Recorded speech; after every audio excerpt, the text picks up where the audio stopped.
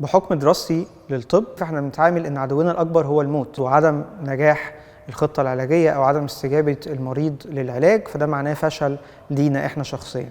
فاحنا مش متصاحبين خالص مع الموت. ولكن في هوسبيس مصر ومع الطب النفسي بدأت أشوف الموضوع بشكل مختلف تماما. لما بتعامل مع مريض في أيامه الأخيرة وأنا بتعامل مع أهله، استحقاق الحياة مش معناه إنه هعيش وقت قد إيه، ولكن نوع الحياة نفسها اللي بيعبر عن إنسانيتنا. هوسبيس بتتحرك عكس التيار، لأنه في الوقت اللي كل الناس بتسعى إن هي تحل المشاكل علشان المشكلة ما يبقاش ليها وجود، هوسبيس بتبدأ الدعوة بتاعتها وبتبدأ حركتها من الإيمان بإن المشكلة مش هتتحل، لأن إحنا بنتابع مرضى حالتهم متأخرة جدا والمنتظر هو انتقالهم. دي كانت رسالة قوية جدا جدا بالنسبة لي، عشان كده أنا لسه موجود ومكمل لحد دلوقتي مع هوسبيس مصر.